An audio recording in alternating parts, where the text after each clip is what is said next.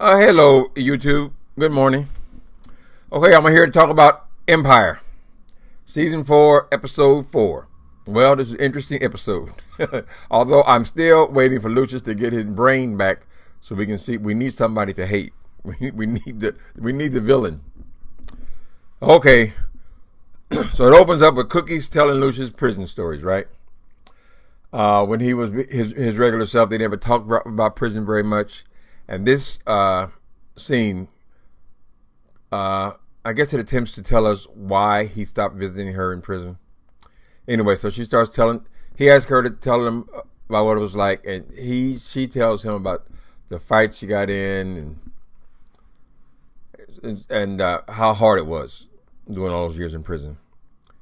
And one fight in particular where she got cut, face all blacked out by this great big old woman. But he said, "Oh, it must have hurt. It must have been so painful." And she's explaining how there were other things that happened that were more painful than that. So she goes into that he didn't visit her. He cut her off very early on in this prison sentence. And I guess what this scene is saying is that the reason he cut her off or stopped coming to visit her in prison is because when he came there to visit her, her face was all beat up. This great big old woman had beat her face in and cut her hand.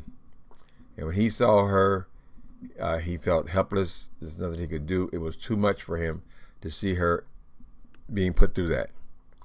So what does he do? He stops visiting. There's a scene where we've seen a couple times before, earlier in the first season, where he brings Jamal to see her, but he won't come in. So I guess he's so traumatized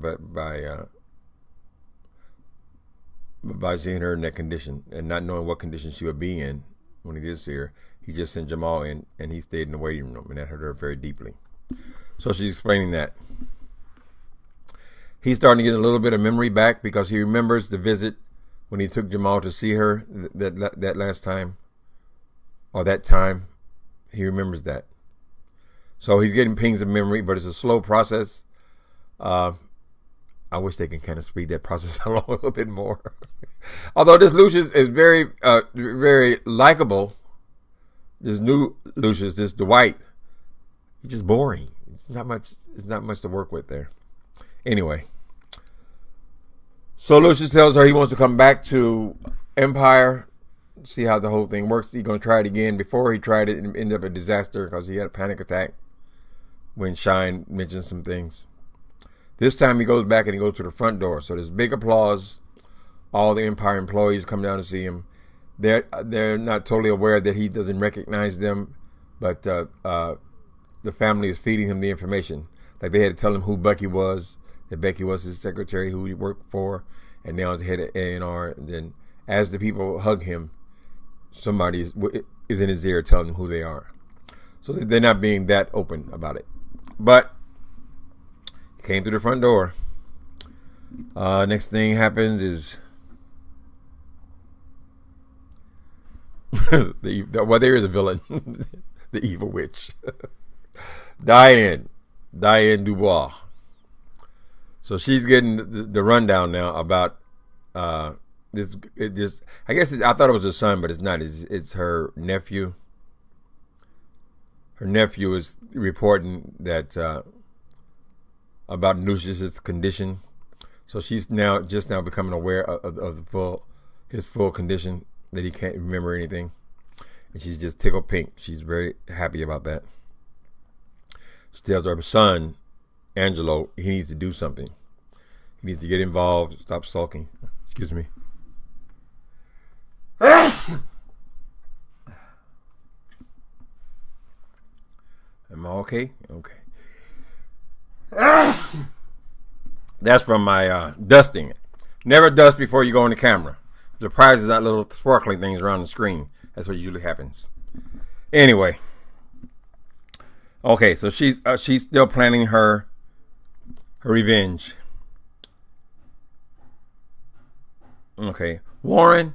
What is this Warren? Is Warren her gay nephew who she sicked on Jamal? Or is this man just a straight dude is over here kissing his boy in the mouth and having sex with him? and he's just playing the game. I'm not sure which one that is. Maybe he's gay. He just happens to be gay. That's why she's using him in that way. I don't know. But Jamal is under the impression that he's falling in love. And he's thinking that Warren might be the one. I don't see a lot of energy between them. I saw more energy between him and the boy Michael. Anyway. Okay. Andre proposes a contest. Okay, so their plan was to have Alpha and Omega to bookmark these, bookstop these 20 albums, and for each one album for each year of Empire. So it's going to be 20 albums. Well, they were going to have Jamal started being the Alpha, and then Akeem ended, or vice versa. One was supposed to be at the front end, one was going to be at the back end. Akeem, he played some of his music, and nobody liked it. And so Andre comes up with this idea to have this contest. They're going to have all the Empire artists competing to be the first album. Jamal doesn't like that idea at all. He refuses to participate, and he walks out, which he can do, is he's the boss's son. So he just, I don't be bothered with this. I don't audition. Right? So they start auditioning people. I think this girl, Tiana, could have won this little contest. She did a very erotic type first audition, but it was mostly dancing, her moves and things. It wasn't necessarily the sound, the music. So they go through all their artists. They're competing to be the first album. All right. They come up with one person who's a possibility, and Lucious is having these powers, right? These superpowers now. So his sixth sense is ignited, and he can tell things about people. So when the boy does his audition, Lucious says, "I can see something in you. Pain, darkness, this kind of thing." And the boy said, "Yes, my brother was shot last week, and he was going something." So Lucious says, "Yeah, I don't think you should perform right now." So he tells him, "You go ahead and be with your family. When it's all over, Empire has got the spot waiting for you." So the boy is very grateful. Him and Lucious shake on it, but Cookie is furious because that was their only possibility for an opening act or first album, and now Lucious is sending him away, and so now she sends Lucious away. She said, "Maybe you need to go home and rest a little more." All right. Outside, Angelo approaches Anika about working with him against the Lions. Okay, Angelo hasn't had much of a role so far in these first 4 episodes. But now, I guess they found something for him to do.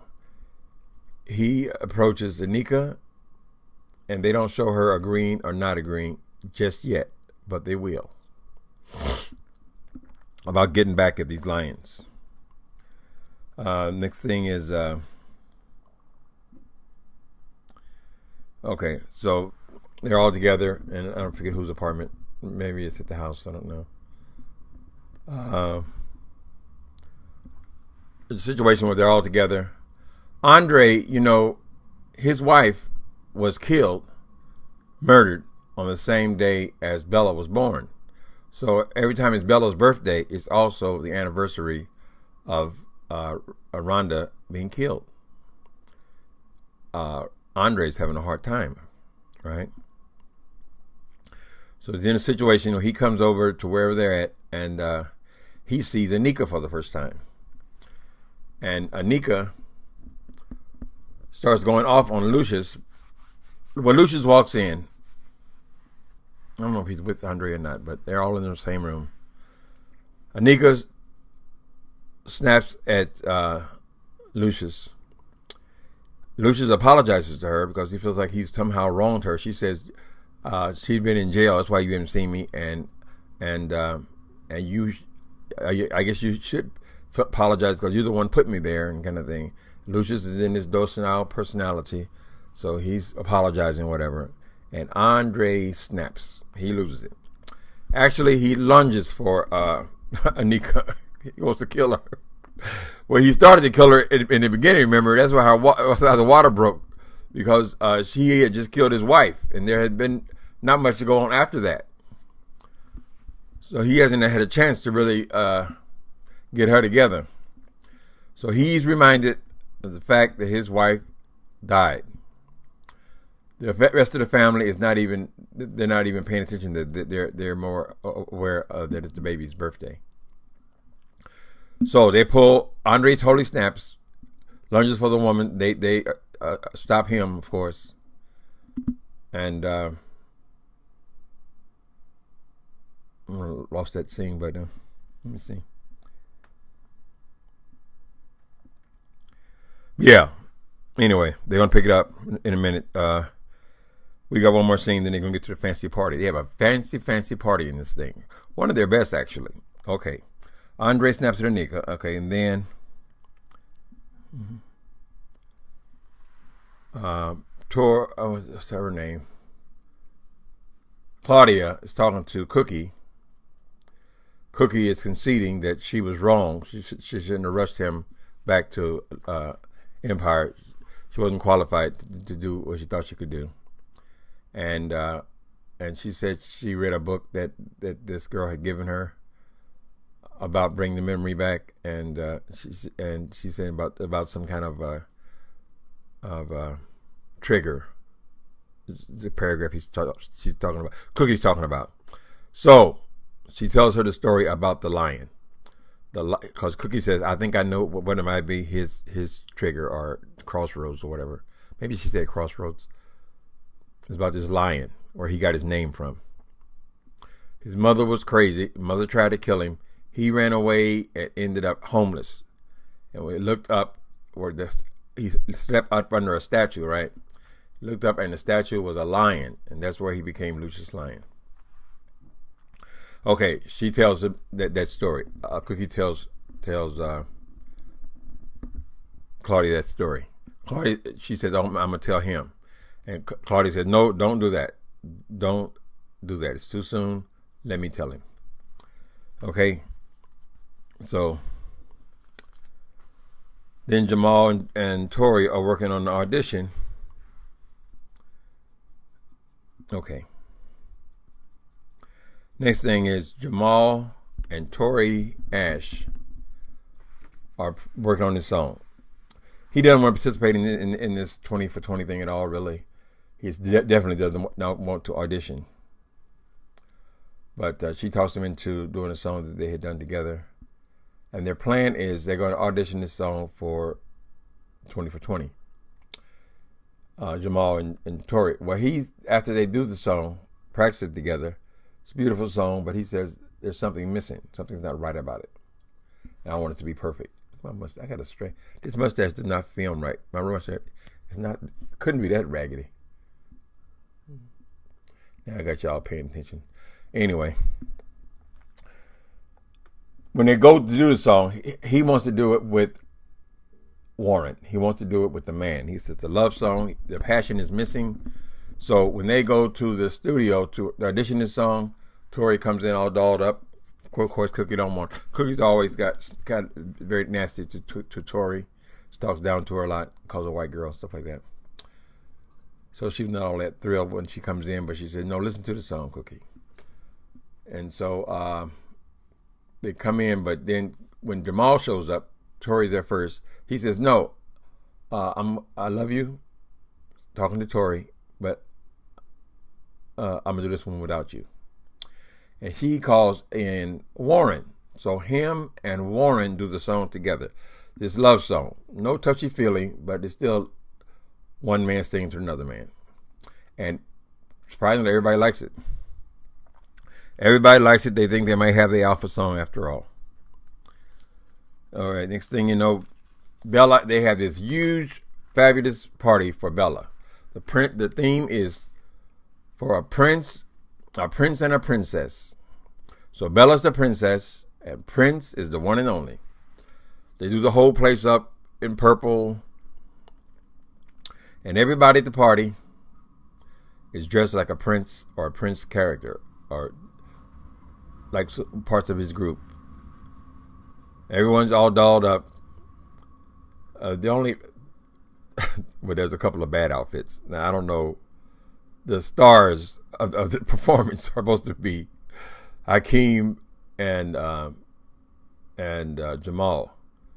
So they do this song. Hakeem starts it off, and Jamal sings it really, but he has this hideous wig on. I don't see anything princely about this goddamn wig that Jamal throws on his head. Like he just shook it out and put it on his. It's almost like a fright wig from one of those party stores.